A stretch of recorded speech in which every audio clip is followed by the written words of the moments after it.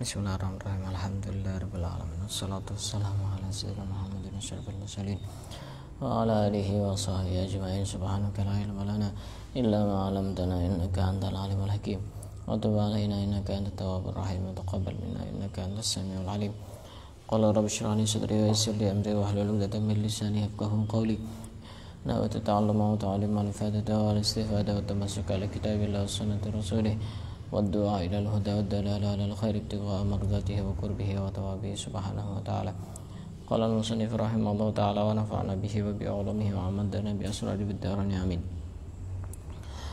Kita akan lanjutkan membaca kitab Nashihul Ibad, dan sekarang kita masih berada di bab yang ketiga. Sekarang kita memasuki maqalah yang ke-44. Wal maqalatur rabi'atu wal arba'un. Maqalah yang ke-44. An ba'dil hukama, dari sebagian orang ahli hikmah. Orang ahli hikmah itu siapa? Wahum alladzina yakunu qauluhum wa fi'luhum muwafiqan lisunnah. Orang ahli hikmah itu adalah orang yang ucapan serta perbuatannya itu sesuai dengan sunnah Nabi. Itu namanya orang ahli hikmah. Orang ahli hikmah itu bukan orang yang sakti, bukan orang yang kebal, itu bukan.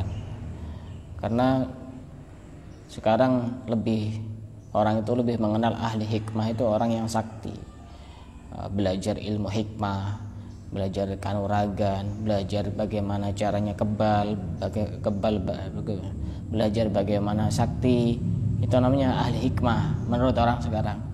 Tapi yang dimaksud di sini ahli hikmah itu adalah orang yang ucapan serta perbuatannya itu sesuai dengan sunnah Nabi. Itu namanya ahli hikmah, orang yang punya ilmu manfaat, orang yang hatinya bersih. Menurut ahli hikmah, an ba'dil hukama, dari sebagian ahli hikmah, thamratul ma'rifati salasun.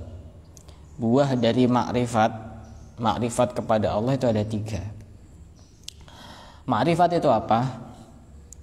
Ma'rifat itu idraku sifatillahi ta'ala. Kita benar-benar mengenal sifat Allah. Kita benar-benar mengenal sifat Allah. Ketika kita sudah benar-benar mengenal sifat Allah, maka akan membuahkan 3 hal. Sifat Allah itu ada berapa? 20. Kalau itu sifat wajib. Tapi sifat yang lain ada 99. Sifat Allah ada 99. Ketika kita sudah mengenal sifat-sifat Allah itu, maka akan membuahkan 3 hal. Apa 3 hal itu? Yang pertama adalah al-haya'u minallah, malu kepada Allah. Malu kepada Allah di sini maksudnya bagaimana? Malu kepada Allah untuk dia melakukan maksiat. Malu kepada Allah untuk dia melakukan maksiat. Ketika orang sudah benar-benar mengenal Allah, maka dia malu kepada Allah untuk melakukan maksiat. Semisal satu contoh ya,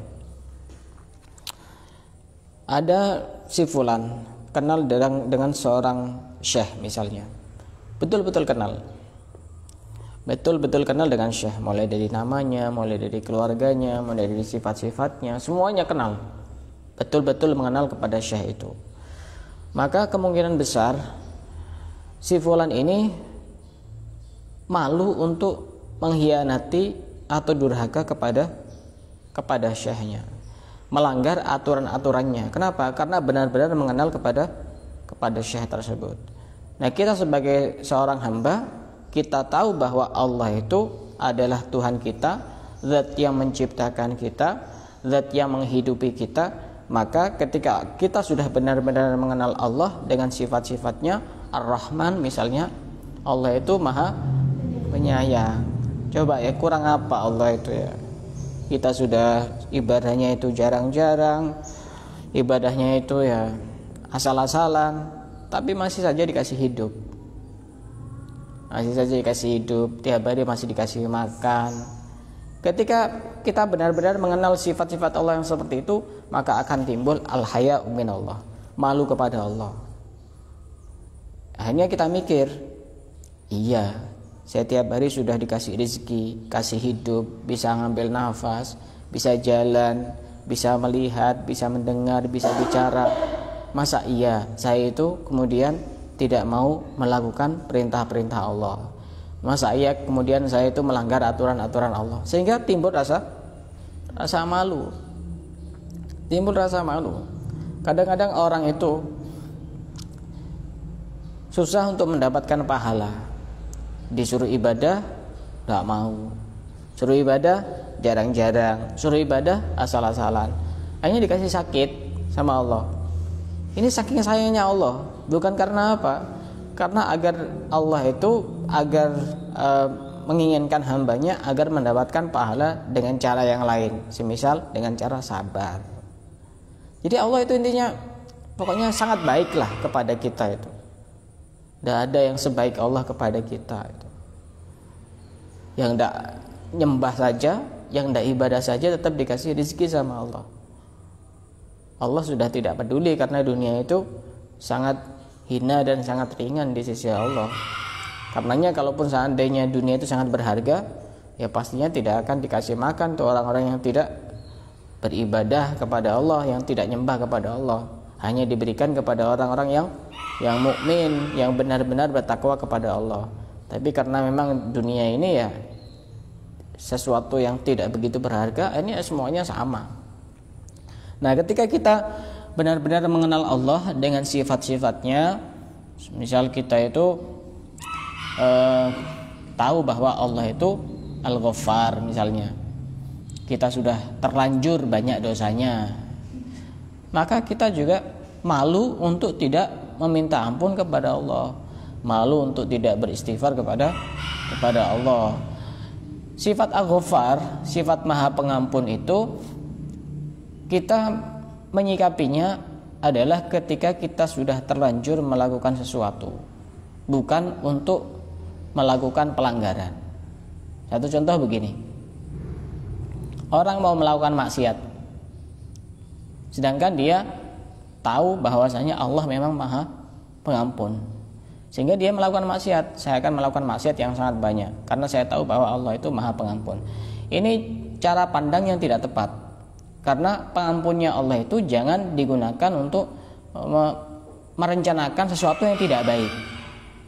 Sifat Ghafarnya Allah, sifat Ghafurnya Allah itu kita sikapi untuk memandang sesuatu yang sudah terjadi, yang sebelumnya kita kan sudah banyak dosanya. Nah, waktu itu kita harus merasa bahwa Allah itu adalah zat yang Maha Pengampun. Dengan begitu kita mengenal sifat-sifat Allah, Allah adalah zat yang Maha Pengampun, maka kita malu kepada Allah, malu untuk tidak melakukan perintah-perintahnya, malu untuk melanggar aturan-aturannya, malu untuk tidak mengabdi kepada Allah, tidak beribadah kepada Allah. Satu contoh yang lain, Allah itu punya sifat Ar-Razzaq. Allah itu punya sifat Ar-Razzaq. Apa artinya? Yang Maha memberi rizki. Kalau kita benar-benar kenal dengan sifat itu, kita itu pasti akan timbul rasa malu. Malu kalau kita banyak ngeluh, sekarang masih belum punya apa-apa, masa tidak yakin dengan sifat Razzaqnya Allah? Kita kadang lebih yakin dengan sifatnya manusia yang masih belum jelas, masih abu-abu. Ya sekarang suka memberi, bisa jadi besok tidak suka memberi. Tapi kita lebih tenang dengan sifatnya manusia yang selalu berubah-ubah. Ya sekarang dia suka, besok bisa jadi benci. Tapi Allah tidak pernah berubah-ubah. Ar-Razzaq ya Ar-Razzaq. Hanya saja sifatnya Allah itu memang banyak. Ar-Razzaq ya Ar-Razzaq, Ar-Rahman, Ar-Rahim. Nah, ketika kita benar-benar mengerti secara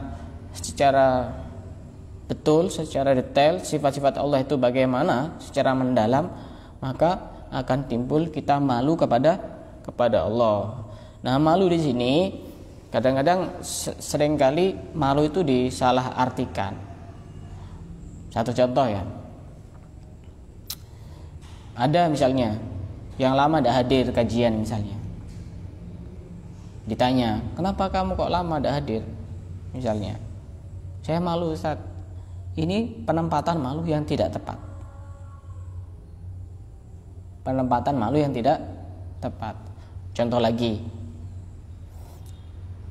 Ada orang mau diajak ke masjid, kemudian dia bilang, saya malu, saya terlalu banyak dosa. Ini juga penempatan malu yang kurang tepat. Malu itu ada malu yang terpuji, ada malu yang tercela. Dan sifat malu ini sangat penting. Dalam satu hadis disebutkan al-haya'u syu'batun minal iman. Malu itu adalah bagian dari iman. Ditafsiri oleh Sayyidina Ibnu Abbas, al-haya'u wal imanu fi qaran. Malu dan iman itu tidak bisa dipisahkan. Fa idza nuzi'al haya'u tabi'ahul akhar. Ketika malu itu sudah hilang, maka iman juga sudah hilang. Ini satu paket, malu dan iman itu. Kalau malunya hilang, maka imannya hilang. Kalau imannya hilang, malunya juga hilang. Karena malu begitu sangat penting. Nah, malu yang terpuji itu yang bagaimana? Malu yang terpuji itu adalah khuluqun yab'atsu ala tarkil qabih wa fi'lil malih. Satu budi pekerti, satu sifat yang mendorong orang untuk meninggalkan perkara yang buruk dan melakukan perkara yang baik. Itu namanya malu yang terpuji. Seperti tadi, malu yang terpuji atau tidak? Contoh yang tadi itu. Kenapa kok lama gak hadir ke sini? Saya malu, Ustaz. Itu bukan malu. Ya malu, tapi malu yang tercela. Kenapa? Karena tidak mendorong orang untuk melakukan hal-hal yang baik dan justru meninggalkan hal-hal yang baik. Itu namanya malu yang tercela, malu yang mazmum, al-haya'ul mazmum. Karenanya dalam satu hadis yang lain disebutkan, inna dinana hadza la yasluhu limustahi. Sesungguhnya agama kami ini, agama Islam, tidak pantas bagi orang yang malu. Artinya malu di sini adalah malu yang tercela. Suruh ngaji, oh saya malu sudah dewasa. Oh saya malu karena lama tidak hadir. Oh saya malu karena banyak yang tidak kenal. Ini kadang alasan-alasan yang sering dipakai. Saya canggung. Ini malu yang tidak baik. Jadi harus tahu mana malu yang baik, mana malu yang tidak baik. Malu yang baik itu sebagaimana satu hadis menyebutkan al-haya'u la ya'ti illa bi khair. Malu itu tidak datang kecuali kepada kebaikan. Al-haya'u khairun kulluh. Malu itu adalah baik semuanya. Secara keseluruhan malu itu adalah baik. Ini ketika bisa menempatkan malu pada tempatnya. Paham? Ya itu tadi. Ya satu contoh. Ini ada yang sudah berkeluarga. Itu kalau kita nuruti, oh, saya malu, sudah nikah sendiri, sudah punya anak sendiri. Nah ini malu-malu yang tidak baik. Itu namanya malu-maluin itu. Kalau mikir seperti itu namanya malu yang tidak baik. Itu namanya malu yang tidak baik. Ya contoh yang tadi itu juga, ada orang diajak ke masjid untuk sholat jamaah atau untuk i'tikaf atau untuk berzikir. Oh saya malu, saya banyak dosanya. Ya justru karena banyak dosanya biar bersih dosanya. Kapan kalau udah digitukan? Jadi orang itu harus tahu mana saatnya kita harus malu, mana saatnya kita tidak malu. Contoh ini malu, penempatan malu yang benar. Contoh ya, ada seorang perempuan misalnya, ada acara di alun-alun, konser misalnya musik dangdut gitu, yang hadir itu ya artis-artis ibu kota dan pakaiannya minim-minim semua, buka aurat. Kemudian ada seorang perempuan diajak, ayo kita ke alun-alun, kamu pakai pakaian yang sama kayak artis itu. Kemudian dia bilang, saya malu. Benar apa tidak benar? Benar. Karena mendorong orang untuk melakukan hal yang tidak baik. Tapi beda lagi ceritanya, ayo hadir kajian, saya malu, saya tidak pernah mondok, saya tidak punya ilmu, saya masih belum bisa baca. Nah ini malu yang tidak baik. Malu yang tidak baik, karena apa? Karena tidak sesuai dengan tempatnya. Malu yang mendorong orang untuk meninggalkan kebaikan, itu namanya malu yang tidak baik. Bahkan dalam satu hadis disebutkan arba'un min sunanil mursalin. Ada 4 termasuk sunnahnya para rasul terdahulu. Yang pertama adalah at-ta'atur, memakai wangi-wangian. Yang kedua adalah wan nikah, menikah. Yang ketiga adalah wasiwak, memakai siwak. Yang keempat adalah wal haya. Apa itu? Malu. Ini bagian dari sunnahnya rasul-rasul yang terdahulu. Dan bahkan urusan agama itu tidak usah malu. Tidak usah malu. Semisal membahas hal-hal yang sifatnya itu agak sedikit porno misalnya, tidak usah malu kalau memang itu terkait dengan ilmu agama. Satu contoh, ada satu hadis sahih yang riwayat Imam Bukhari dan Muslim. Dulu ada Ummu Sulaim datang kepada Rasulullah, seorang perempuan kan, datang kepada Rasulullah kemudian bertanya. Apa itu pertanyaannya Ummu Sulaim? Hal alal mar'ati min huslin idza hiya talamat. Apakah seorang perempuan itu wajib mandi ketika dia keluar mani? Ini kan pertanyaan yang kalaupun ditanyakan agak malu, apalagi yang tanya itu perempuan. Apalagi yang tanya itu perempuan. Kemudian dijawab oleh Rasulullah, "Na'am, iya, idza ra'atil ma'." Jika memang benar-benar melihat mani, jika memang benar-benar melihat sperma. Itu kalau menurut versi Islam itu laki-laki dan perempuan itu sama-sama bisa keluar mani. Tapi kalau menurut kedokteran, setahu saya itu perempuan tidak bisa keluar mani. Yang jadi pertanyaan, kalau misalnya perempuan tidak bisa keluar mani, kemiripan anak itu diambil dari mananya? Ini ya. Kalau seandainya perempuan tidak bisa keluar mani, kemiripan anak, misalkan mirip ibunya, diambil dari mana? Sedangkan proses terjadinya anak itu kan percampuran dua sperma. Kalau misalnya perempuan tidak keluar mani, kemiripan anak itu diambil dari apanya? Coba. Kan jadi pertanyaan besar ya, tanda tanya besar.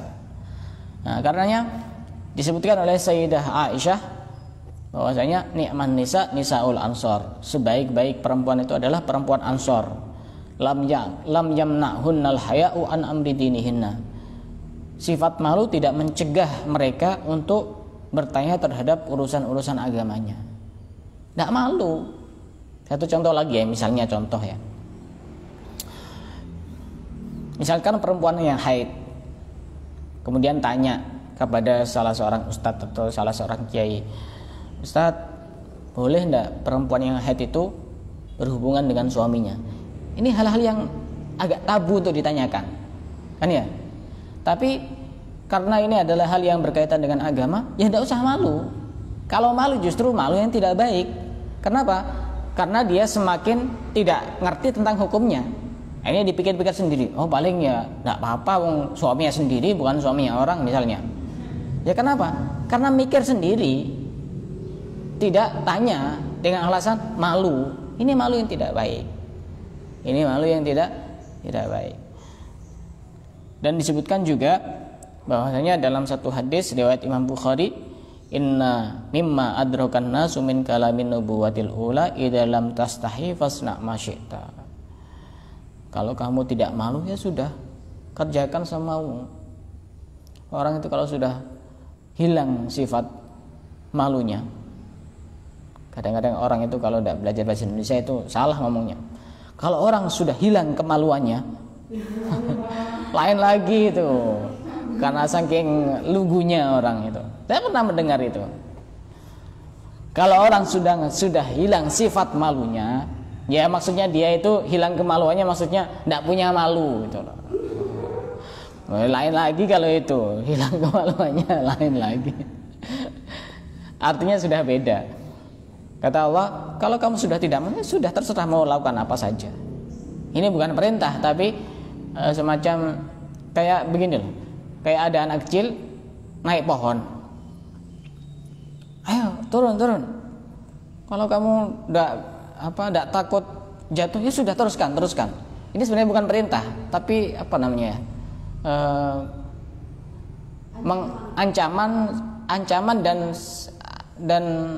Ancaman dan seakan-akan sudah tidak peduli gitu.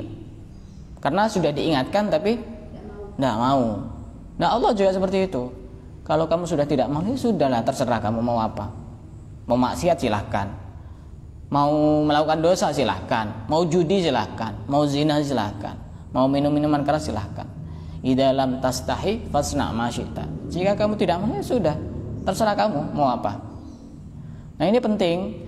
ketika kita sudah benar-benar mengenal sifat-sifat Allah, maka kita akan mempunyai rasa malu kepada Allah. Yang pertama. Yang kedua adalah wal hubbu fillah, cinta kepada Allah. Ya, contohnya tadi itu, Allah itu Maha Razzaq, Allah itu Maha Rahman. Saking sayangnya Allah, kita sudah banyak maksiat, akhirnya Allah tetap masih rezeki, ngasih makan, sehingga timbul di dalam hati cinta kepada Allah. Oh iya ya, saya mau balas apa kepada Allah? Saya tiap hari masih dikasih nafas sama Allah, masih dikasih sehat, bisa jalan. Di sana masih banyak yang tidak bisa jalan, dikasih ini, kasih itu, padahal banyak dosanya. Ini cinta kepada Allah, karena tahu bahwa sifat Allah Ar-Rahman, begitu sayangnya kepada hamba-hambanya. Timbul rasa cinta kepada Allah. Itu dari mana asalnya? Dari mengenal kepada sifat-sifat Allah. Kadang-kadang orang itu tidak cinta kepada Allah, tidak malu kepada Allah karena tidak mengenal Allah. Makanya ya benar apa patah bahasa Indonesia itu, tak kenal maka tak sayang. Orang tidak cinta sama Allah itu karena memang tidak kenal siapa Allah itu, tidak kenal sifat-sifatnya, tidak tahu sifat-sifatnya, tidak tahu Allah itu berbuat kepada hambanya itu seperti apa, sehingga tidak kenal dan tidak cinta kepada Allah. Wal hubbu fillah. Dalam bahasa Arab, kalau ada hub kemudian disusul dengan kalimat huruf fi, itu namanya cinta. Kalau hub kemudian disusul dengan kata an, itu namanya benci. Ini pentingnya orang ngaji. Jadi tidak asal-asalan. Misalkan raghiba fillah, cinta kepada Allah. Raghiba anillah, benci kepada Allah. Raghiba cinta, yuhibbu juga cinta. Al-hubbu fillah, cinta kepada Allah. Kalau al-hubbu anillah, maka dia benci kepada Allah. Kalau orang tidak paham, ya diartikan cinta. Kenapa? Karena belajarnya tanpa guru, asal belajar terjemahan saja. Kadang terjemahan apalagi pakai Google Translate. Google Translate-nya tidak pernah ngaji. Kadang lucu juga kalau di Facebook itu diterjemahkan itu. Ada ya kayaknya ya. Buat status bahasa Arab kemudian diterjemahkan secara otomatis di Facebook itu. Kadang terjemahnya acak-acakan. Ya karena memang tidak ada gurunya. Itu ketika kita sudah benar-benar mengenal Allah dengan sifat-sifatnya, maka akan membuahkan 3 hal. Yang pertama, malu kepada Allah. Yang kedua adalah cinta kepada Allah. Dan yang ketiga, wal unsu billah, merasa nyaman dengan Allah. Merasa nyaman dengan Allah itu hatinya itu merasa tenang. Sekarang masih belum bisa makan, kita kenal bahwa Allah itu Ar-Razzaq. Saya yakin nanti pasti bisa makan. Kita sekarang banyak dosanya, merasa tenang karena nanti masih dikasih kesempatan oleh Allah untuk beristighfar, untuk bertaubat. Merasa tenang, misalnya semuanya sudah diatur termasuk jodoh, ya akhirnya merasa tenang hatinya itu. Yang tidak ditenangkan apa? Wong sudah ada yang ngatur, Allah itu. Yang ngatur jodoh itu bukan manusia. Allah yang ngatur jodoh itu Allah. Tidak, manusia itu hanya bisa berencana, Allah yang ngatur. Jadi tidak usah ngatur-ngatur, itu yang bikin stres itu. Karena suka ngatur-ngatur keinginan sendiri. Padahal itu bukan tugasnya manusia, itu tugasnya Allah. Tugasnya manusia hanya berencana dan sudah selesai. Setelah itu sukses atau tidaknya, berhasil atau tidaknya, itu bukan urusan manusia, itu urusan Allah. Sehingga orang itu tidak mudah galau, tidak mudah stres, tidak mudah sumpek. Karena rata-rata orang mudah sumpek itu memikirkan yang bukan menjadi tugasnya. Hasil usaha itu tugas Allah. Manusia tugasnya berusaha, kerja misalnya.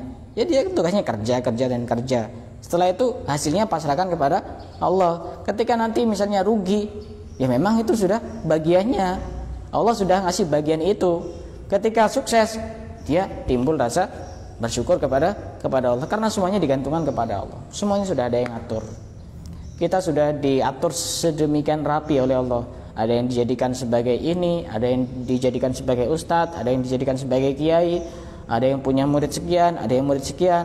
Itu semuanya sudah diatur porsinya dengan begitu sangat rapi oleh Allah. Karena bisa jadi orang yang muridnya banyak, dia itu dikasih murid banyak, dia tidak kuat. Allah sudah ngatur semuanya. Kadang ada orang dikasih miskin, karena Allah tahu kalau tipe orang seperti ini kalau dikasih kaya biasanya banyak sombongnya.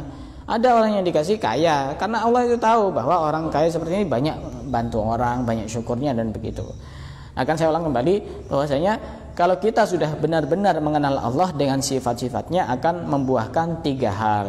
Yang pertama adalah malu kepada Allah, yang kedua adalah cinta kepada Allah, yang ketiga adalah merasa nyaman dengan Allah. Merasa nyaman dengan Allah itu ya hidupnya itu enak, tenang, tidak gampang galau, tidak gampang sumpek, karena dia benar-benar Allah ada di setiap kehidupannya.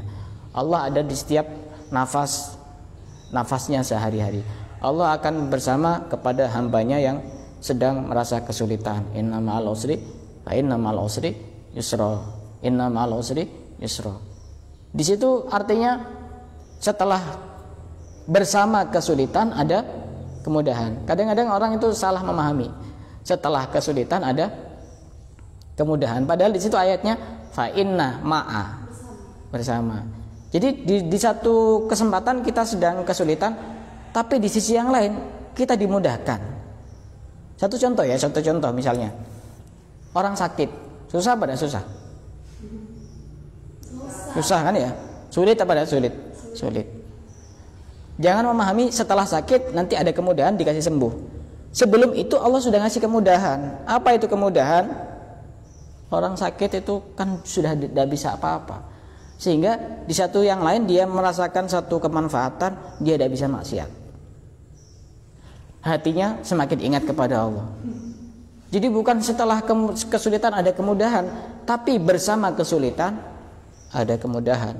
Fa inna ma'al usri yusra. Bersama kesulitan ada kemudahan, bukan setelah kesulitan ada kemudahan. Kalau setelah kesulitan ada kemudahan sudah pasti. Tapi ini yang perlu untuk dipahami, bahwa setiap apapun yang kita alami, baik dari kesulitan hidup maupun kesempitan hidup maupun kesusahan hidup, itu di sana ada banyak kebaikan dari Allah Subhanahu wa taala. Orang yang susah biasanya hatinya lebih mudah ingat kepada Allah. Orang yang susah biasanya dia untuk maksiat itu tidak bisa. Sehingga fa inna ma'al usri yusra, inna ma'al usri yusra, fa idza faraghta fansab wa ila rabbika farghab. Itu 3 hal yang dimana ketika kita sudah benar-benar mengenal Allah akan mendapatkan 3 hal tersebut. Ada yang mau tanya?